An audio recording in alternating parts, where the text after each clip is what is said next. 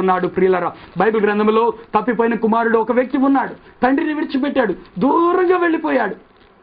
దూరంగా వెళ్ళి నేను బాగుపడతాను అనుకున్నాడు. తండ్రి యొక్క ఆస్తిలో భాగాన్ని తీసుకొని వెళ్ళిపోయాడు. ఆస్తిలో భాగం తీసుకొని వెళ్ళిపోయినప్పుడు ఆ తండ్రిని ఎదిరించి కుమారుడు వెళ్ళిపోయినప్పుడు తండ్రి కుమారుని మీద బాధపడలేదండి. కుమారుడిని ప్రేమిస్తున్నాడు, కుమారుడు ఇంకా వస్తాడు అని ఎదురు చూస్తూనే ఉన్నాడు. అదేనండి తండ్రి హృదయం. ఈ కార్యక్రమం చూస్తున్న మీతో కూడా ఆ ప్రేమ కలిగిన పరలోకపు తండ్రి ఏమని ఎదురు చూస్తున్నా అంటే, నా కుమారి, నా కుమారుడా, నువ్వు లోకంలో సురక్షితంగా ఉండలేవు. నువ్వు సురక్షితంగా ఉండాలి అంటే మంచి కాపరి అయిన నా దగ్గరకు నువ్వు రావాలి. నా దగ్గరికి వస్తే నేను సురక్షితంగా ఉంటావు. నీ రోగం నుంచి విడుదల పొందుతావు, నీ ఒంటరితనం నుంచి విడుదల పొందుతావు. అందువల్ల నువ్వు త్వరగా నా దగ్గరికి రా అని ప్రభు నీతోనే మాట్లాడుతున్నాడు. ప్రియ సహోదరుడా, సహోదరి, ఈ కార్యక్రమం చూస్తున్న నీతో ప్రభు ఇప్పుడే మాట్లాడుతున్నాడు. నువ్వు దూరంగా ఉన్నందువలన ఆ తండ్రి హృదయం గాయము చేత నలిగిపోతూ ఉంది. నువ్వు త్వరపడి ఆయన దగ్గరికి రావాలని ప్రభు నీతో మాట్లాడుతున్నాడు. ఇంకొక సంఘటనలో ప్రభు కనికరపడింది ఎక్కడ అంటే, మత్తయి సువార్త 15వ అధ్యాయం 32వ వచనం మనం ఇక్కడ చూస్తే, ప్రియులారా, అంతటా యేసు తన శిష్యులను పిలిచి, ఈ జనులు నేటికి 3 దినముల నుండి నా యొద్ద ఉన్నారు, వారికి తిననేమీ లేదు గనుక వారి మీద కనికరపడుచున్నాను అంటున్నాడు. ప్రియులారా, తినటానికి ఏమీ లేని పరిస్థితుల్లో నువ్వు జీవిస్తున్నావా? నిన్ను చూచి ప్రభు కనికర పడుతున్నాడు. ఎందుకంటే ప్రతి ఒక్కరికి ఆహారాన్ని సమృద్ధిగా ఇచ్చే దేవుడు, మన దేవుడు పోషించే దేవుడు. మత్తయి సువార్తలో తన మొట్టమొదటి ప్రసంగంలో యేసుక్రీస్తు ప్రభు చెప్పిన మాట ఏమిటి అంటే, ఆకాశ పక్షులను చూడండి, అవి విత్తవు, కోయవు, కొట్లలో కూర్చుకొనవు, అయినను మీ తండ్రి వాటిని పోషించుతున్నాడు, మీరు వాటికంటే శ్రేష్ఠులు కారా అని ప్రభు చెప్తున్నాడు. నువ్వు శ్రేష్టమైన వ్యక్తివి ప్రియులారా. నువ్వు ఆకలి బాధ చేత నలిగిపోవడం దేవుని చిత్తం కాదు. ప్రభు నీకు సహాయం చేయడానికి ఇష్టపడుతున్నాడు. ఇప్పుడే ప్రభు నీకు సహాయం చేస్తున్నాడు. ప్రియులారా, ఆహారం తినటానికి లేని పరిస్థితుల్లో జీవిస్తున్న వ్యక్తులు ఎవరు అని ఈ దినాల్లో మనం గమనిస్తే, ముఖ్యంగా ప్రియులారా, త్రాగుబోతులుగా ఏ తండ్రి అయితే జీవిస్తున్నాడో ఆ కుటుంబము శపించబడి తినటానికి ఆహారం లేని పరిస్థితుల్లో, దరిద్రతను అనుభవిస్తూ, కట్టుకోవడానికి సరైన బట్టలు లేని పరిస్థితుల్లో బాధల్లో జీవిస్తూ ఉన్నారు. ప్రియులారా, మిమ్మల్ని చూచినప్పుడు దేవుడు ఎంతో దుఃఖపడుతున్నాడు, దేవుడు ఎంతో కన్నీరు విడుస్తున్నాడు, దేవుడు తన ప్రేమ చేత కదిలిపోతున్నాడు, ఆయన కనికరము చేత నింపబడుతున్నాడు. నీకు సహాయం చేయడానికి ప్రభు ఇష్టపడుతున్నాడు. ప్రియ సహోదరుడా, సహోదరి, త్రాగుడుగానే ఆ బానిసత్వంలో పడి నలిగిపోతూ నీ ఆస్తి మొత్తం కోల్పోయిన వ్యక్తిగా నువ్వు ఉన్నావేమో, ప్రభు ఇప్పుడు నీ అందుకు కనికర పడుతున్నాడు. ఏమీ లేని దరిద్రత స్థితిలోనికి నువ్వు వచ్చావేమో, ప్రభు నీ అందుకు కనికర పడుతున్నాడు. ఇప్పుడే నువ్వు ప్రభు దగ్గరికి రా, నీ పాపం విషయమే పశ్చాత్తాపడు, ప్రభువా నన్ను విడిపించు అని బ్రతిమలాడుకో.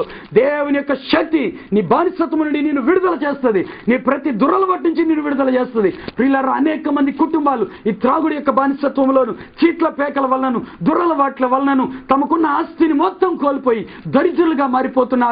ఇంకా తండ్రులైన వారు ఏం చేస్తున్నారంటే, అప్పుల బాధ తట్టుకోలేక ఆత్మహత్యలు చేసుకొని చనిపోతున్నారు. ప్రియులారా, నీ వేదనల నీ వ్యసనాల చేత, నీ వేదనల చేత నువ్వు చనిపోతే నీ కుటుంబం ఏమైపోతుంది? నీ బిడ్డలు ఏమైపోతారు? నీ భార్య ఏమైపోతుంది? వారిని ఎవరు పోషిస్తారు? వారికి దిక్కెవరు? ఏనాడైనా ఆలోచించావా? ప్రియ సహోదరుడా, నీ దురలవాట్ల వల్ల నువ్వు జీవించుతున్నందువలన నీ కష్టార్జితం వేరొకరు అనుభవిస్తున్నారు. నీ పరిస్థితి ఏమిటి? నీ బిడ్డలు అనుభవించవలసిన నీ ఆస్తి, నీ కష్టార్జితం వేరొకరు ఎవరో తింటున్నారు. ప్రియులారా, ఇటీవల కాలంలో నేను విన్న ఒక సంఘటన ఏంటి అంటే, ఒక గ్రామంలో ఒక వైన్ షాప్ లో ఒక రోజులో వస్తున్న ఆదాయం ₹1,00,00,000 అంటండి. వారిలో నెలకి వారు 30 కోట్ల రూపాయలు సంపాదిస్తూ ఉన్నారంట. ₹1,00,00,000 ఒక గ్రామంలో త్రాగుడికి వ్యక్తులు ఖర్చు పెడుతున్నారంటే వారి యొక్క కష్టార్జితాన్ని ఎంత నష్టపోతున్నారు. తినడానికి లేని పరిస్థితుల్లో వారి కుటుంబం ఎంత శాపాన్ని అనుభవిస్తుంది. ప్రియులారా, యేసుక్రీస్తు ప్రభు ఇప్పుడు మిమ్మల్ని దర్శిస్తున్నాడు. మీరు అలాగ ఉంటామని దేవుని యొక్క చిత్తం కాదు. నిశ్చయముగా నీ చేతుల కష్టార్జితం నీవు అనుభవించేదవు. ఇది దేవుని యొక్క వాగ్దానం. నీ కష్టార్జితాన్ని నువ్వు అనుభవించాలి. వేరొకరెవరో అనుభవించడానికి వీల్లేదు. నీ కష్టార్జితం వేరొక ఇంటికి వెళ్ళడానికి వీల్లేదు. నీ బిడ్డలు అనుభవించాలి, నీ భార్య అనుభవించాలి, నీ కుటుంబం అనుభవించాలి. నీ కష్టార్జితాన్ని మరొకరికి దారిపోస్తూ ఉంటే ఇప్పుడే నువ్వు ప్రభు పాదాలు పట్టుకొని బ్రతిమలాడి ప్రార్థన చేయి. ప్రభు నిన్ను ఆ దురలవాటి నుంచి విడిపిస్తుంటాడు. తినటానికి లేని వ్యక్తుల్ని చూచి ప్రభు కనికర పడుతూ ఉన్నాడు. ఇక్కడ వీరు 3 దినముల నుండి ప్రభు దగ్గర ఉన్నారు. ఆహారం లేదు. ఆహారం లేని పరిస్థితుల్లో వారిని చూచినప్పుడు ప్రభు కనికర పడుతున్నాడు. ప్రియులారా, మొట్టమొదటిగా ఒంటరితనంలో బాధింపబడుతున్న వ్యక్తులను చూచి ప్రభు కనికరం పడుతున్నాడు. రోగంతో బాధపడుతున్న వ్యక్తులను చూచి ప్రభు కనికర పడుతున్నాడు. ఆహారం లేని పరిస్థితుల్లో జీవిస్తున్న వ్యక్తులను చూచి ప్రభు కనికర పడుతున్నాడు. 4వదిగా మత్తయి సువార్త 20వ అధ్యాయం అధ్యాయం 34వ వచనం, ప్రియులారా ఇక్కడ ఇద్దరు గురుడివారు యేసుక్రీస్తు ప్రభువుని వెంబడిస్తూ వారు ప్రభువుని అడుగుతున్న మాట ఏమిటి అంటే, ప్రభువా మా కన్నులు తెరువు ప్రభువా అని అడుగుతూ ఉన్నారు. మా కన్నులు తెరువు ప్రభువా అని అడుగుతూ ఉన్నారు. వారి గురుడితనం చేత జీవిస్తూ ఉన్నారు. ప్రియులారా, గురుడితనంతో జీవించే వ్యక్తి యొక్క జీవితాన్ని ఒకసారి మనం ఆలోచిస్తే తనకి ఏమీ కనపడదు, ఏమీ అర్థం కాదు. తన కళ్ళ ముందు ఏమున్నా తనకు తెలియదు, ఏ మంచి ఉన్నా తెలియదు, ఏమీ అనుభవించలేడు. ఈ దినాల్లో అనేక మంది కుటుంబాలు కూడా దేవుడిస్తున్న ఆశీర్వాదాన్ని పొందలేని పరిస్థితులు గుడ్డివారిగా మారిపోతున్నారు.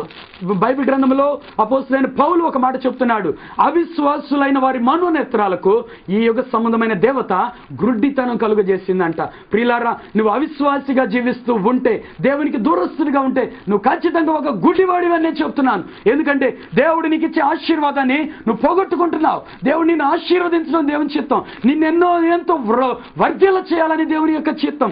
దేవుడు ఆయన తండ్రి కాబట్టి నువ్వు క్షేమంగా ఉండాలి, వర్ధిల్లాలని ప్రభు కోరుకుంటున్నాడు. కాబట్టి నువ్వు ఇంకా వర్ధిల్లాలి, ఇంకా అంతకంతకు వర్ధిల్లి అభివృద్ధి చెంది మహాభివృద్ధి పొందాలని ప్రభు కోరుకుంటూ ఉంటే నువ్వు దరిద్రతలో బాధపడుతూ ఉంటావు. దేవుని యొక్క చిత్తం కాదు. నీ ఆశీర్వాదం నువ్వు కోల్పోవటం దేవుని యొక్క చిత్తం కాదు. ఇక్కడ ఇద్దరు గురుడివారు గురుడితనము చేత జీవిస్తూ వారు ప్రభు దగ్గరికి వచ్చారు. ప్రభు దగ్గరికి వచ్చి కేకలు వేస్తున్నారు, దావీదు కుమారుడా మమ్మను కరుణించు అని వారు కేకలు వేస్తున్నప్పుడు యేసు ప్రభు ఒక మాట చెప్తాడు, నేను మీకు ఏమి చేయాలని మీరు కోరుకుంటున్నారు?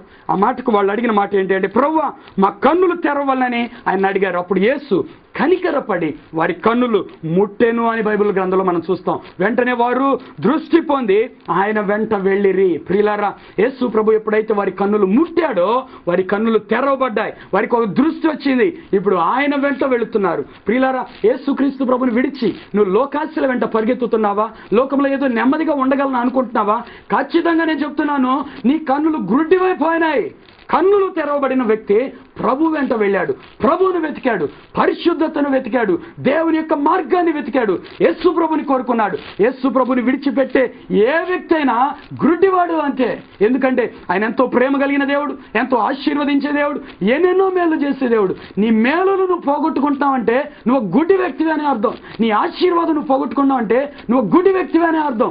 నువ్వు దేవుని విడిచిపెట్టి పాపాన్ని కోరుకుంటున్నావంటే ఇంకా ఖచ్చితంగా నువ్వు గుడ్డి వ్యక్తివి అనే అర్థం. నీ కన్నులు తెరవబడవలసిన అవసరం ఉంది. ప్రభు ఇప్పుడే నీ ఎందుకు కనికరపడుతున్నాడు. ఇప్పుడే దేవుని యొక్క హస్తము నేను తాకుతోంది. నీ కన్నులు తెరవబడుతున్నాయి. దేవుడు నీ కన్నులు తెరవబడి నువ్వు ఆయన వెంట రావాలని ప్రభు కోరుకుంటూ ఉన్నాడు. ప్రియులారా, ఈ 4 సంఘటనలు కూడా మనం చూస్తే ప్రభు మనుష్యుల యొక్క జీవితాల్లో వారిని చూచి కనికరపడిన విషయాన్ని మనం జ్ఞాపకం చేసుకోవచ్చు. ఏ వ్యక్తి వేదన చెందడం దేవుని చిత్తం కాదు. ఈ కార్యక్రమం చూస్తే నువ్వు వేదన చెందటం దేవుని యొక్క చిత్తము కాదు. నువ్వు సంతోషంతో సమాధానంతో జీవించాలని ప్రభు కోరుకుంటూ ఉన్నాడు. కాపరి లేని గొర్రెల వలె విసిగి చెదరి హెరాస్మెంట్ లో ఉన్న ప్రజలను చూచి ప్రభు కనికరపడుతూ ఉన్నాడు. భార్యల చేత గాని భర్తల చేత గాని నువ్వు హెరాస్మెంట్ గురవుతూ ఉంటే, నువ్వు నలిగిపోతూ ఉంటే, బాధింపబడుతూ ఉంటే ప్రభు నిన్ను చూచి కనికరపడుతున్నాడు. నిన్ను విడిపించడానికి ఇప్పుడే ప్రభు ఇష్టపడుతున్నాడు. ఆయన యొక్క హస్తము ఇప్పుడే నిన్ను తాకడానికి ఇష్టపడుతుంది. నీ జీవితంలో ఆయన క్రియ చేయడానికి ఇష్టపడుతున్నాడు. ఒక శక్తి కలిగిన కార్యం నీ జీవితంలో చేయడానికి ఆయన ఇష్టపడుతూ ఉన్నాడు. ఆయన నీకు అద్భుతం చేయడానికి ఇష్టపడుతూ ఉన్నాడు. ఏ రీతిగా నువ్వు నలిగిపోతున్నా సరే ఇప్పుడే నీకు విడుదల కలుగుతుంది. దేవుని యొక్క హస్తం నిన్ను తాగుతుంది. ఇప్పుడే నీకు విడుదల కలుగుతుంది. రెండవదిగా, రోగంతో బాధపడుతున్న వ్యక్తులు చూసి ప్రభు కనికరపడుతున్నాడు. నీ రోగం చేత నలిగిపోతూ నీకున్న ఆస్తిని అంతా ఖర్చు పెట్టుకుని ఎంతో ధనం వ్యయమైపోయినా ఏమాత్రం ప్రయోజనం లేక నలిగిపోతున్నావా? ప్రభు నీ యందు కనికరపడి ఇప్పుడే నేను తాగడానికి ఇష్టపడుతున్నాడు. ఆయన ఇష్టపడుతున్నాడు. ఇప్పుడే నేను తాగుతున్నాడు. దేవుని యొక్క శక్తి ద్వారా నీకు విడుదల కలుగుతుంది. బైబిల్ గ్రంథంలో ఒక స్త్రీ ఉంది, 12 సంవత్సరాల నుంచి ప్రియులారా ఆమె రక్తస్రావ రోగంతో బాధపడుతూ ఉంది. 12 సంవత్సరాలు ప్రియులారా. వ్యాధిస్తే ఒక్కరోజే మనం తట్టుకోలేమండి.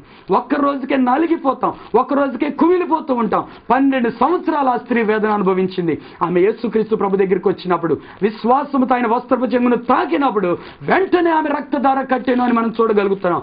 12 సంవత్సరాల నుంచి బాధింపబడిన ఆ వ్యాధి ఒక్క క్షణములో ఆమెను విడిచిపెట్టిపోవడం చోట మనం చూస్తుంటాం. యేసుక్రీస్తు ప్రభు కనికరము అంత గొప్పది ప్రియులారా. ఇప్పుడు అదే కనికరము నీ ఎడల చూపడానికి ప్రభు ఇష్టపడుతూ ఉన్నాడు.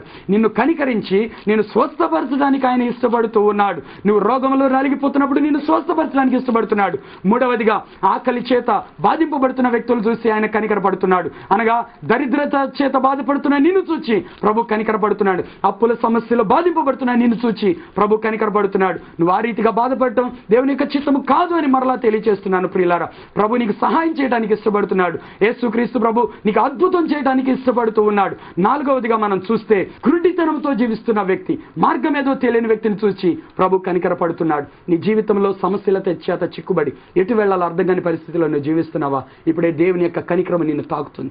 దేవుని యొక్క శక్తి నిన్ను తాకుతుంది. ఖచ్చితంగా ఈ సమయం నుంచి నువ్వు విడుదలను చూస్తావు. ప్రభు నీ జీవితంలో అద్భుతం చేస్తాడని చెప్తున్నాను. నువ్వు ఆశీర్వాదాన్ని అనుభవిస్తావు. ఒక్క క్షణం కళ్ళు మూసుకున్నట్లయితే ప్రార్థన చేసుకున్నావు. ఇప్పుడే పరిశుద్ధుడైన మా తండ్రి, యేసుక్రీస్తు నామములో ప్రభువా, అయ్యా నీ కనికరము కలిగిన హృదయాన్ని బట్టి ప్రార్థిస్తున్నాను నాయన.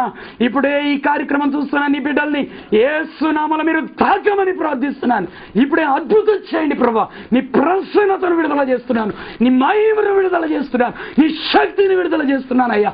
ఇప్పుడే నీ బిడ్డలు మీరు తాకండి ప్రభువా. ఏ వ్యక్తి అయితే ఒంటరితనంతో కుమిలిపోతున్నాడో ఆ వ్యక్తికి ఇప్పుడే యేసు నామములో విడుదల కలుగును గాక. మరలా ఒంటరితనం అన్నాడు వేధించకుండును గాక. నీ ప్రేమ చేత ఆ వ్యక్తి హృదయాన్ని నింపండి ప్రభా. రోగం చేత ఏ వ్యక్తి అయితే నలిగిపోతున్నాడో ఇప్పుడే యేసు నామములో ఆ వ్యక్తిని తాకండి ప్రభా. ఇప్పుడే అద్భుతం చేయమని ప్రార్థిస్తున్నాను. యేసు నామములో స్వస్థత పొందును గాక. అయ్యా గుడ్డితనం చేత గాని, కుంటితనం చేత గాని, మూగతనం చేత గాని ఏ వ్యక్తి నలిగిపోతున్నా యేసు నామములో ఇప్పుడే నిర్గమ 15:26 ప్రకారం యేసు నామములో విడుదల కలుగును గాక. యెహోవా రాఫా ఇప్పుడే వారిని స్వస్థపరచమని ప్రార్థిస్తున్నాను. అయ్యా తినడానికి లేక దరిద్రత అనుభవిస్తున్న బిడ్డలను కనికరించండి. యేసు నామములో ఆ దరిద్రతను ఇప్పుడే నేను కొట్టివేస్తున్నాను. నీ మహిమైశ్వర్యములో నుండి వారి ప్రతి అవసరత నేను విడుదల చేస్తున్నాను ప్రభువా. వారి జీవితాలు అద్భుతం చేయండి నాయన. గురుడితనం చేత జీవిస్తూ సమస్యలలో చీకటి వలయంలో చిక్కుబడిన బ్రతుకుల్లో యేసు నామములో వెలుగు కలుగును గాక. ఇప్పుడే మీరు అద్భుతం చేయండి నాయన. వారి ప్రతి సమస్య నుంచి విడిపించండి. వారిని ఆశీర్వదించి దీవించమని, ఈ కార్యక్రమం చూస్తున్న ప్రతి ఒక్కరిని దీవించమని, నీ ప్రత్యేకమైన దీవెన చేత నింపమని యేసయ్య శక్తి కలిగిన నామములో ప్రార్థిస్తూ ఉన్నాము తండ్రి. ఆమేన్, ఆమేన్. ప్రియులారా, ఈ కార్యక్రమం చూస్తే మీరు ఆశీర్వదించబడ్డారని నమ్ముతున్నాను. ప్రార్థన చేస్తుండగా దేవుని యొక్క బలమైన శక్తి మిమ్మల్ని తాకింది. మీలో అనేక మంది రోగులను దేవుడు స్వస్థపరిచాడు. ప్రభు మీ జీవితంలో అద్భుతం చేశాడని నేను నమ్ముతున్నాను. మీరు మేలు పొందిన వారు దయచేసి మమ్మల్ని సంప్రదించండి, మాకు తెలియపరచండి. మేమును దేవుని స్తుతిస్తూ మీ కొరకు ప్రార్థిస్తాము. మమ్మల్ని సంప్రదించవలసిన మా చిరునామా బ్రదర్ ఎం జాన్ వెస్లీ, అభిషేక అగ్ని ministries, door number 3-94-1, Edlapadu post and మండలం, గుంటూరు జిల్లా. Pin number 522-233. మీ ప్రార్థన అవసరతల కొరకు, మీ సమస్యల కొరకు మాకు ఫోన్ చేయండి. మేము మీ కొరకు ప్రార్థిస్తాము. మా ఫోన్ నంబర్లు 9346892569. మా ల్యాండ్లైన్ నంబర్ 08647276656.